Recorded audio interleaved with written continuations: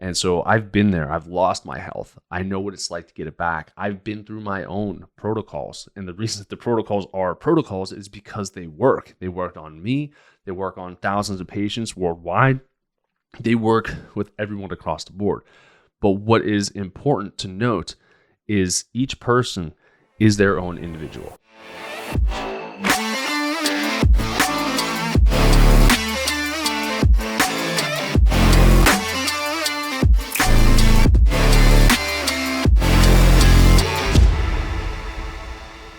All right, everybody, welcome to episode 1 of the Doc Jacque Show. So I figured this would be very fitting. I talked to a lot of my buddies, friends that have podcasts, and they really kind of gave me some great advice on what I should do for my first podcast. Now, for those of you who have worked with me in the past, or maybe are currently working with me, it's not a story that I talk about all the time in terms of what really got me into being a naturopathic health expert. But it's going to be a topic that I want to start off with today so that way you can see the journey that I have been on personally. So when you listen to the following episodes, you'll understand my passion. You'll understand how my conviction came about and how I'm willing to fight for you. Even if we're in an underdog mentality or in an underdog state, I will always fight for you. So let's dive into this. So again, thanks everyone for listening to this. I'm so excited to dive into this. I'm going to bring a ton of energy. So let's just roll with it. What is my story? Where did I even come from, right? We're not going back and doing like an autobiography of, I was a little boy that grew up in a town outside of Pittsburgh in the middle of nowhere, even though it's factually true. So what was I like as a kid? I was an idiot as a kid, just to lay it out there. I had attitude problems. I was very defiant. I was constantly inflamed. And looking back, hindsight, I know that my diet played a huge role in how I acted back then. Because if I still put those foods in today, I still turn into that jerk of a human being. And now I've got a wife and 2 kids. So it's not exactly the best thing for me to do is to act that way. So it's another reason for me not to eat an inflammatory way. So anyways, growing up, I always loved working with my hands. Anything and everything that I can get my hands on, I did. Whether it was building stuff outside with my parents on the weekend, building fences, building model airplanes, trains, whatever it could be, painting, whatever I could do with these things, with these hands, I wanted to do. And I remember my dad being, when I was a sophomore in high school, my dad was like, you need to figure out what you want to do with your life. And part of it was like, either I'm going to decide for you, I think, or you're going to have to figure this out because, we have to plan forward. We have to future pace this. And so I was like, I don't really know what I want to do. He's like, how about something with your hands? I'm like, well, that makes sense. Let's talk about that. What do you mean by that? He said, what about being a surgeon? And I was very accident prone as a child. And if you know me today, it's funny that I run a lot of blood work, but I am deathly afraid of needles. I have a very strong vasovagal response. And if somebody tells me what's happening as they're taking my blood, I'm down. I'm a lot of dead weight just hitting the ground. So, funny story on that. I did an IV nutritional therapy seminar, I think like 5 years ago or something like that.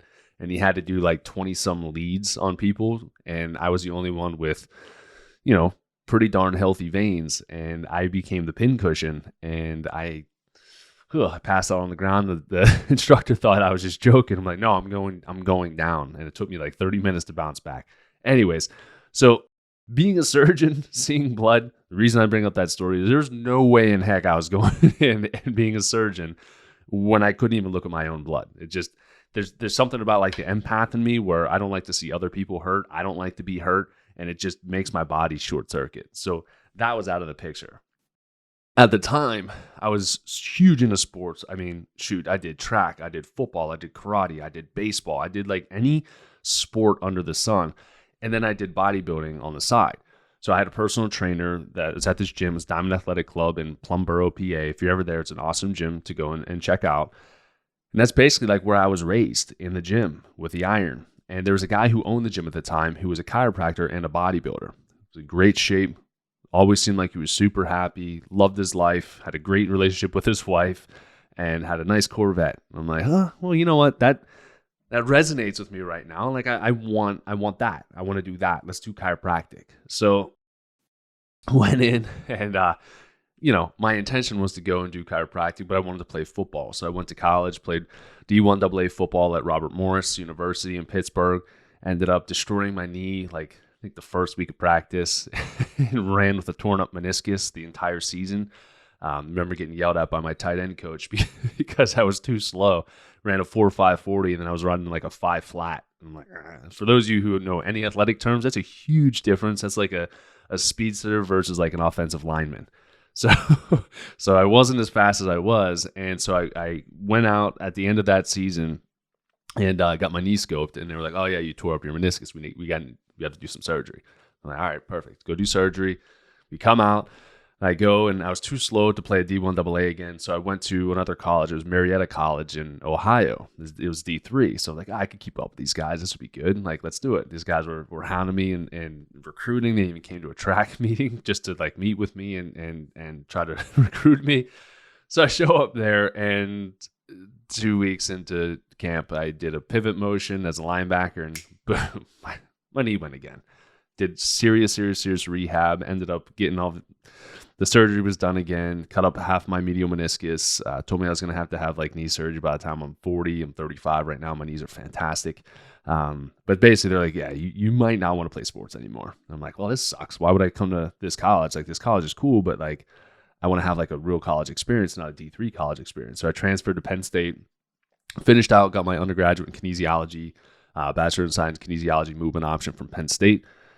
Had a blast there, and that was like what was starting to push me towards, again, being a chiropractor. And so when I was at Penn State, I had this mental problem, this attitude problem, this everyone's coming after me type problem. It was a mentality thing at the time.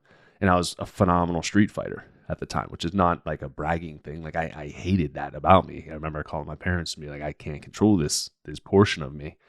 And so I would get drunk and I would fight on the weekends. That's just what I would do. My friends would antagonize other people, and then I would go after and I'd finish the job, and then I'd come home and be like, yay. And then I would drop down in depression again. I'm like, this is not the sign of a healthy human being. I don't know what the heck is going on. So I was a week away from graduating from Penn State and then going on to chiropractic school, and I got jumped in Pittsburgh, and I got kind of the first taste of my own medicine. Not that I ever jumped anybody, but this was what most people felt like. And I spun out, cracked my head on the pavement. I had staples in the back of the head. If you ever see the back of my head, if my hair is short, because it usually is, you'll see a nice staple line from where the staples were in my skull. Smashed my nose. It was in a C shape. I had to get that reconstructed because it was just completely like incapable of being used. I had a subdural hematoma, so damage to the brain. I had myeloshock. I couldn't move my arms, couldn't move my legs, and I was in intensive care for 3 days. All like that. So I went from being a high-level athlete, still was in fantastic shape, in my opinion. I was in fantastic shape, weighed about 213 to 215 or so, and was just a meathead, could lift anything, do anything, study anything, was just good to go. And it got reduced to nothing in, 10 minutes? Rushed out to the emergency care unit in Mercy Hospital in Pittsburgh. Parents get a call at 3 o'clock in the morning, say, hey, you might want to come down to the hospital. Your son might not make it. Just like that. And again, to go from everything to nothing that quickly, it's so abrupt.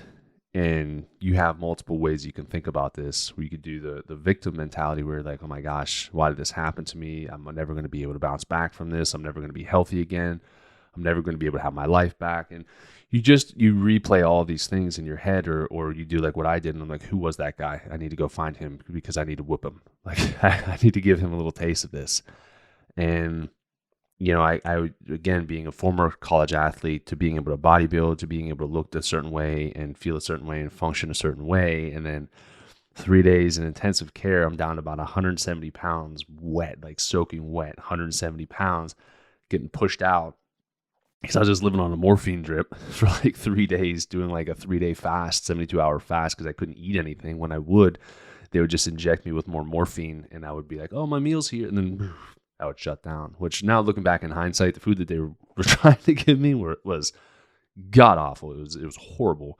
But in that moment, they released me. They wheelchaired me out of the hospital and were like, hey, listen, we're not sure how bad this is going to be. Right now, we're just going to release you.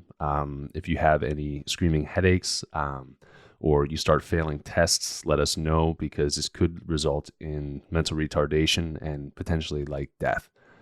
And I got reduced down to my parents' couch, and I was living on my parents' couch. And I was like, this is ridiculous.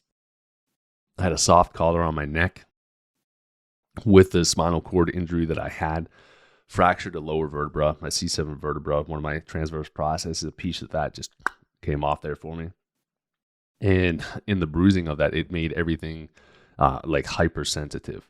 They call it the cape shawl effect. So it's like if you have like a cape on or like a shawl on, it goes all the way down to the arms and hands, my back and my chest. All of that, if I took a shower, felt like knives were just stabbing. Like every bead of water felt like a knife going into my skin. And to have a soft collar on top of that, I'm like, no way. No way. So I ripped that thing off. I threw it across the room. This is where I had to decide, what did I want to do with my life? Like realistically, what did I want to do? Did I want to just be a victim, stay on my parents' couch and just have them take care of me, continue to use their sick days and their vacation days, wasting their money on their son who just had bad luck and just, had to lay there? Or was I going to say, you know what, here's what I'm going to do. I'm going to draw the line in the sand and say, this is bullshit. I'm not going to accept this version of myself because this is not me. This is something that happened to me. And I always say that what happened for me, especially now in hindsight, why did this happen for me? And that I can't let that control my life, but allow it to catapult me to the next level. Right. And this is a very unique thing because a lot of people, a lot of patients that come to me are in that position, whether they're in that victim mode and they've been told that they have to suffer with this for the rest of their life, or there's no cure, there's no option, there's no way to get this to feel better or no way to change your life. I know what it's like to be there. I do. I've been there. Okay. And so when you have that mentality that not only is it possible for you to feel that a better way, but you're capable of it and you're worthy of it. And that was something that a mentor of mine, Dr. Zeno, taught me. He talked to his patients about this. It's possible, you're capable, and you're absolutely worthy to live the abundant life you were created to have. And so that's where I drew that line in the sand. I'm like, listen, this is not cool. It's not going to work for me. This is not who I choose to be. It's not who I signed up to be. I don't like this. And I was able to, boom, in a split decision, say that enough is enough. So I started getting back into trying to be healthy. I already knew I was going to chiropractic school in like a week, so I had to do something to get myself to be better, right? So went to the chiropractor. He took x-rays, confirmed that I had the fracture in the lower part of the spine. Started getting adjusted. Sensation started coming back into my hands, which was like, oh my gosh, thanks so much. Like I can use these things again. I'm kind of going to chiropractic school, so I need to have the use of my hands. If I don't, then what the heck is the point of me going to chiropractic school? I'm just going to be numb-handing people and hoping that something happens. So I started getting the sensations back. I started being able to turn my neck from side to side. My legs were working, my arms were working. Everything was starting to come back to life, which is great.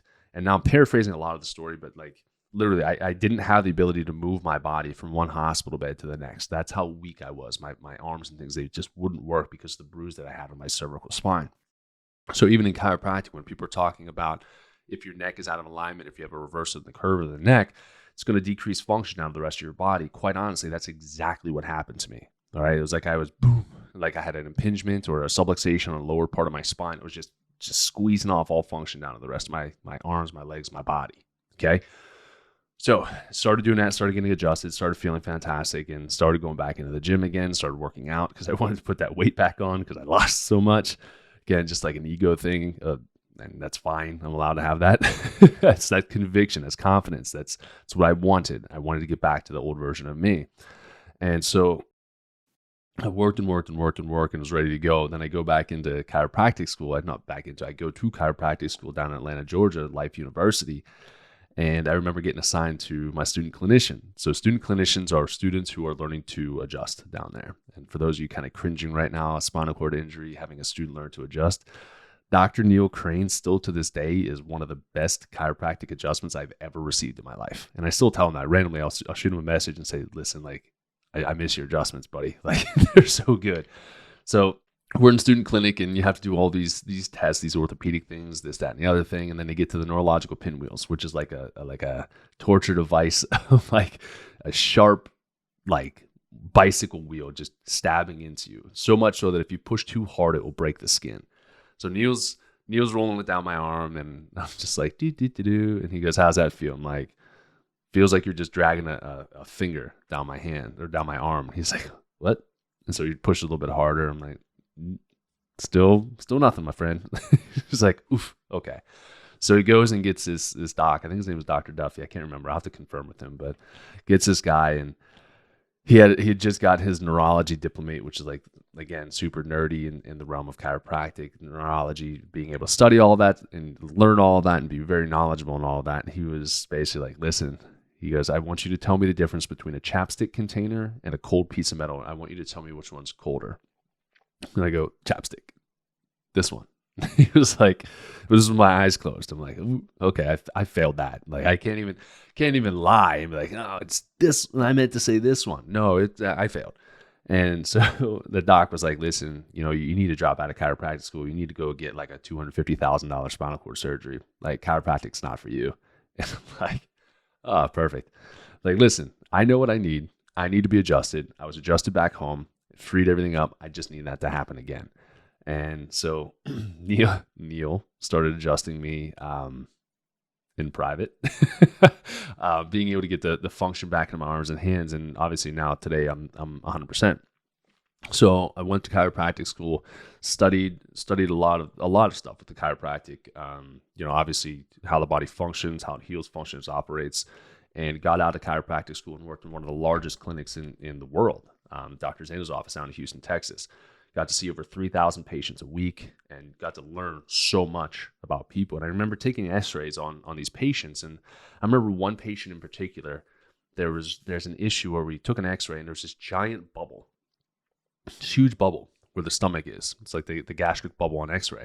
It's huge. And I remember talking to the docs, Dr. Zano and Dr. Gunny. I'm like, what the hell is that? And we're like, I don't know. We're like Googling giant air bubble, blah, blah, blah. I'm like, so I basically went to her. I'm like, listen, I don't know what this is, but like, you might want to get this checked out. Like, I don't know. And they're like, is it a tumor? I'm like, I don't know. I have no idea what this is, but it's there. And, as a patient, like, I need to make sure that you know that. So that was one of my first, and we'll get to what that actually meant. It was basically, there's an issue with stomach acid, usually hypochlorhydria or achlorhydria, where you have too little stomach acid to be able to break down food. What that causes is a large bubble on x-ray and on films, and most docs miss it because most docs aren't trained to handle that, myself included. In chiropractic school, we learn like the pathologies, we learn the main things to take a look at, but when it comes to the visceral body, like the actual organs and things, not that much, really not that much. So we're doing that. I'm working my butt off. I'm getting really tired, but I'm like, you know what? I feel like doing a bodybuilding competition. I did one in chiropractic school, did really well. I got 3 first place in an SNBF competition. Did awesome. Loved it. Didn't really. But I'm out and I'm like, listen, I want to do I believe it was the Phil Heath Classic. I'm like, let's do it. Let's go NPC. Let's try to go big boys. Let's do it. I'm training and I'm training and I'm training and I'm training. I'm shredding. My energy is boom, sex drive, boom. And my functionality is boom, everything down. I'm like, oh my gosh. I'm like, what in the world is going on? This doesn't feel right. My gut wasn't feeling good. I didn't know really what was going on at the time. I'm like, I don't really like how this is feeling. And at the time, I had met Megan. I had met my soon-to-be wife now. And I remember going in line for the competition. They're letting us in. And I'm like shooting her a text. I'm like, oh man, because we weren't in line together. She wasn't a competitor at the time. I'm like, I don't know if I'm going to make it into the the building. I am going to unburden my colon from what's inside. I'm going to go empty all of the contents of my insides outside. Like, I don't know what to do. I'm in my Speedo. I'm in my competition trunks, spray tanned up. I'm like, I'm about to lose it. So I ran, go to the bathroom, I'll be graphic, explosive diarrhea in the bathroom. Like, it was just awful. And I'm like, listen, like, I might look good right now, but inside I'm rotting. Like, I am rotting internally. I don't know what the heck is going on. I don't feel good. I'm cramping. I'm twitching. Like, none of this feels good. None of this feels right to me. So after the competition was done, I got like 15th place or something like that in light heavyweight bodybuilding. Even to get that at that show was insane just because these guys were freaking huge. But the gist of that was like, listen, when people were like, hey, you look healthy, you look like you're a healthy person. Like, listen, health isn't how you look or how you feel. Now, if you look bad and you feel bad, then yeah, you're not going to have health. But if you see someone who just looks like a beautiful specimen, not saying that I was, but if you see somebody like a competitor, you're like, wow, that physique is absolutely phenomenal. Well, guess what? It doesn't necessarily correspond to the level of health that that person has inside. And a lot of competitors that are out there have horrible digestive tracts, whether it's from the overconsumption of food or the stress that they put on their body or the pre-workouts that they consume that suppress the stomach acid, leads to bloat and all kinds of other issues. You're cramming down food sensitivities and food reactions as well, and you're just causing this massive inflammation. Well, what happened is I started testing myself. I'm like, well, there's something outside of this chiropractic. I got to figure out what this is. So tested my testosterone levels, and I was at 97. Serum testosterone at 97. It's like, ooh. All right. 97, for those of you who don't know, is like high for a woman. Like that would be like, yeah, normal for a man, anywhere from 348 to like 1148. Usually 600 and above is like the good zone. And then you've got like 400 and below is where you're going to get depression. If it's too low for a long period of time, your heart can become damaged. You can have cardiac events. You can have all of this stuff that takes place, not to mention low sex drive, low energy, low muscle mass, like all of that. I'm like, whew, that's not good. Then at the time, I did an ALA test, which was like a food sensitivity test.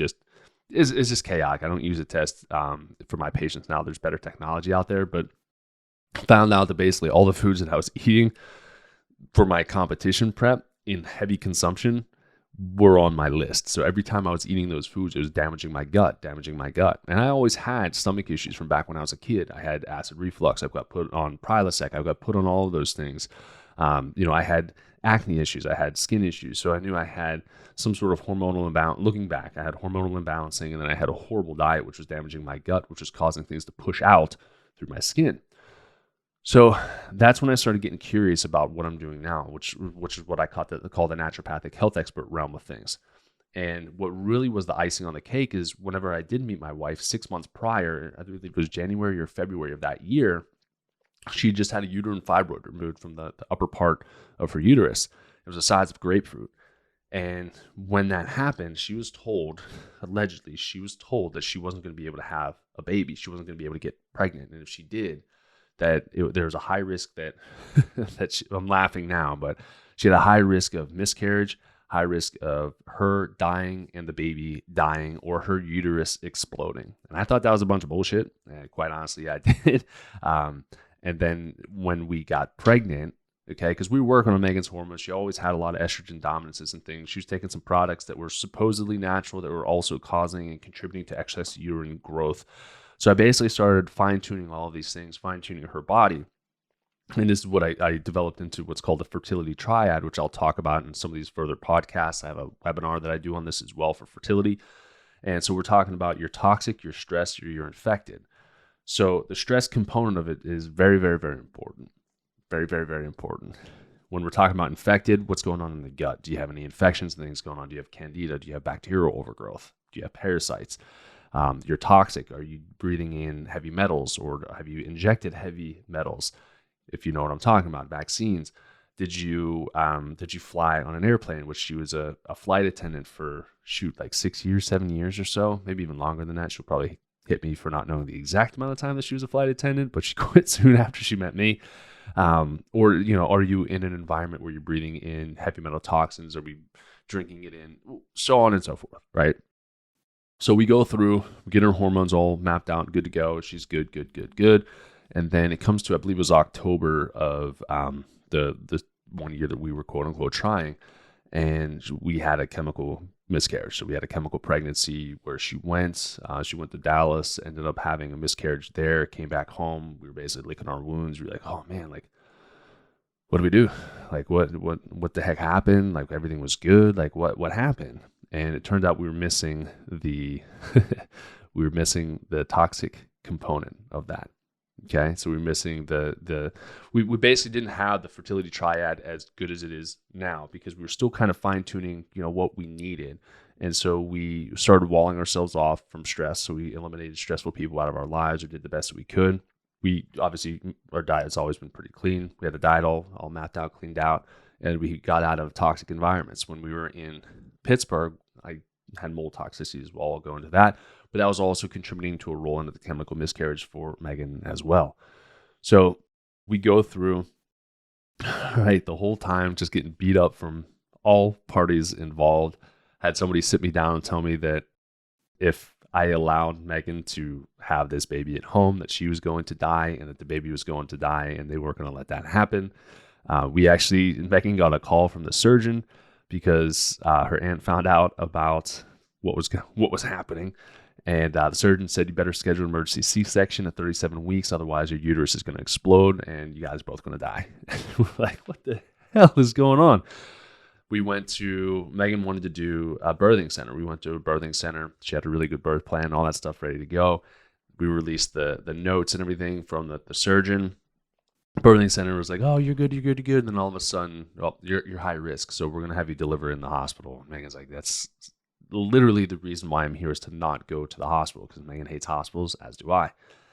Then we're searching around. We're like, I don't know where to go. We basically got booted out of here. We tried to go to McGee's Women's Hospital in Pittsburgh, and they were god awful. And I'm sorry if you work there, if you know people who are there, but we were like, hey, we're holistic. We don't do vaccines. We don't do any of this stuff. They tried throwing a pap smear at Megan, the flu vaccine at Megan, and then cornered us and asked, like, we were in a hallway, and some girl came up to me and was like, we need to go to the room real quick so I can ask you this. I'm like, what? And they're like, can we have your kid's blood, basically? I'm like, what kind of organization is this? Like, what are you, get away. Like, we're out. We're done. We're like, I don't know where the heck we're going to go, but we're going to figure this out. And we found our nurse midwife, and Megan went full term. Did awesome, had a 10-pound baby at home, no tears, no drugs, all natural. And she was great. He was great. Came out huge and a little beast. And we had another one with Sage, and we've got 2 beautiful kids now. So that was a part of the story of like why I'm so passionate about this as well. And really how I fell into infertility. I feel like it's something that chose me, something that I was called to do. Because when we're talking about fertility journeys, there are so many aspects of health that people are missing before you get to the pregnancy phase. Up to 100 days prior to conception, the baby's getting all the toxins and all the everything that the mom has. So if mom did a detox, if mom started taking a new medication, or, any inflammatory diets, alcohol, whatever it is, if you're poisoning your body up to 100 days prior to conception, then the baby's going to get that. Baby's going to get your gut health. Baby's going to get your immune system. I'm talking about moms out there. And so you want to make sure that you're the healthiest person possible to raise the healthiest kid possible. Okay. We'll go into that in a lot more detail in some of these other podcasts. And again, I go into this in my fertility webinar as well, my Fertility Triad webinar. But again, this is really important information to know. And then what else is something that I talk about all the time? If you know anything about me, mold. I mentioned it with Megan, but just mold in general. So mold destroyed my health. So I had obviously my near-death experience where I got jumped, but mold may have even been a little bit, no, it is. It's more, mold was harder for me to overcome than getting jumped and almost dying. Like I'll legitimately say that. It was much harder because I didn't know that it was happening. I just felt my body just rapidly declining, going towards like a dementia, Alzheimer's type state. Like it was bad. And I used to tell Megan, I'm like, man, my brain's not functioning 100%.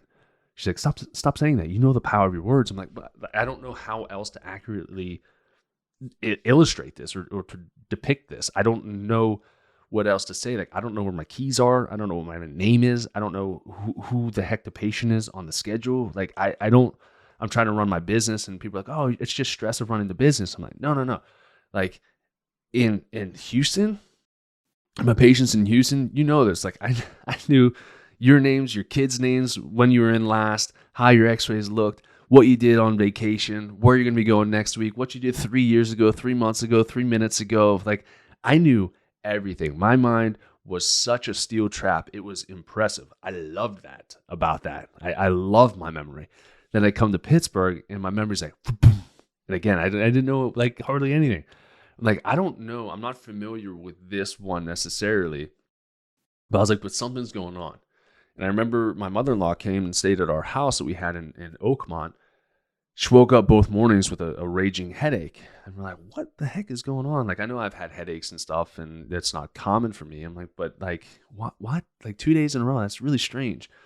And so like these things are starting to go off in my head. I'm like, something's up here. And then Megan and I went to go take the dogs for a walk one day. And this was like the straw that broke the camel's back, and almost quite literally like felt like it broke my back. As we went to go take the dogs for a walk, Megan ran upstairs real quick, and it felt like somebody stuck a wine cork or like a wine opener into my back and just twisted it and grabbed all the muscles and ripped them apart and brought me down to my knees. I couldn't breathe. I couldn't speak. I couldn't say anything. And I'm just bawling from my eyes. I was in so much pain. I'm like, what the heck is going on? My irritable bowels flaring up. I'm like, what is going on here? So we tested the house. We had a guy come out, and the guy was like, yeah, there's some mold. There's some mold in this house. There's some mold in them there hills. There's mold in our house. I'm like, all right. Like, again, back then they did sport trap sample. I don't support that at all. You'll hear about it following podcasts. I hate the sport trap sample, but it still showed high for the Aspergillus penicillium. So we're like, we're out. We're out of here. So God bless us with a phenomenal rental property. The guy was finishing up flipping this house and putting it up for rent. We were able to move in, and my brain function went up, started functioning way, way, way better than what I was. But the reason it was more difficult is it took a toll on the brain. And again, I didn't know that it was happening. It just slowly started taking it away from me. And then I couldn't figure out how to get it back. And it was hard. Again, with irritable bowel, my gut started flaring up again. No concentration, no energy, didn't want to go to the gym. Like all the stuff that I built my life upon. I'm like, I don't feel like doing any of this anymore. Like it's just where I'm at right now. And so I was able to, and have been able to, build my story back to now. Like if you're watching this on video, or if you're listening to it on audio track, like I'm in pretty good physical shape now. I have function back in my arms and my hands. My digestive health is perfect. Like, I have my days where maybe I'll eat something that I shouldn't eat, and that'll make it hurt, but that's my fault. And then I'll go back to normal. But for the most part, everything is balanced back out to where it's supposed to be. And so I've been there. I've lost my health. I know what it's like to get it back. I've been through my own protocols. And the reason that the protocols are protocols is because they work. They worked on me. They work on thousands of patients worldwide. They work with everyone across the board. But what is important to note is each person is their own individual. So I may run the same tests on people, but you may have different mold markers that show. Or you may have different hormonal markers, or maybe your testosterone is low because you're converting too much to estrogen, or maybe it's too low because you're too stressed out and you're doing a pregnenolone steal. You're putting all the hormones over here. So with what I do with naturopathic, being a naturopathic health expert, mixing functional medicine, naturopathic learning, traditional Chinese medicine with a doctorate in chiropractic, I have like the widest gambit, in my opinion, to be able to use as many resources as possible to get you back to health. And again, I fought the battle. So it's not just like, you have and this isn't to be insensitive, but let's just be realistic. It's not like I'm a 500-pound, barely being able to talk human being, just, you need to be healthy, do like I do, or eat this way. No, I practice what I preach. I know healthy alternatives. I know healthy swaps. I know what it's like to raise healthy kids. I know what it's like to work with hormones and infertility and mold toxicity. And yes, that's not the only thing that I work with. I work with way more than just gut health, infertility, and mold toxicity. I work with autoimmune disease. I work with eczema, skin issues, acne, hair loss, you name it. Basically, if you haven't seen any results anywhere else, that's usually when people will come to me and see fantastic results. So much so that they forget what they even came to me for.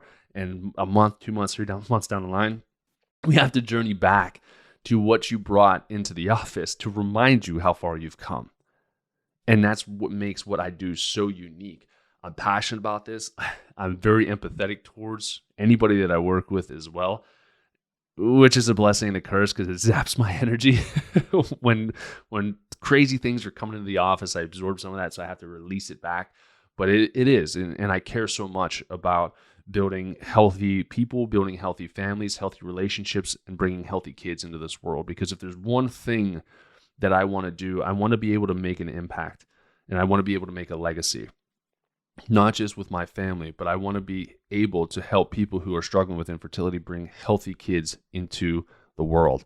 Because the more healthy babies that we have out there, the more healthy parents that we have out there, we're going to be able to do a tidal wave of change where healthy parents raise healthy kids. So if we teach the parents how to be healthy first, you could teach the kids how to be healthy as well, and then you can have a whole healthy conglomerate. Because one of the questions I get all the time is, how do you make sure your kid doesn't eat candy? I'm like, well, my kid doesn't know what candy tastes like. I don't know really how to answer that question. And then I know that if you deprive a candy-driven kid of candy, they're going to freak out. But for a time being, then they'll get over it. But so if we can make that impact, and I can teach you how to be healthy, if you're working on trying to conceive, how to conceive naturally, or if you're going IVF, IUI, whatever, to make sure that you have the best chances possible and still have the healthiest kid possible. Now, I'm not a huge proponent of those things because I feel like there's a lot of side effects from it, and there's a huge cost that is attached to that. But if you're going that route, I still want to make sure that I support you as much as possible. And then when the baby does come, what do? How do we take care of the dang thing? We're always so concerned about the get pregnant part that Megan and I laugh about this all the time. We read all these books about like what to expect and what the pregnancy and the trimesters, and you're using apps and you're tracking. And then as soon as the baby comes out, it's like, good luck. Figure it out. When do you feed the baby? When does the digestive tract form? What do you expect? What to expect? What's a cure-all for this, that, and the other thing? Which usually the answer is going to be breast milk.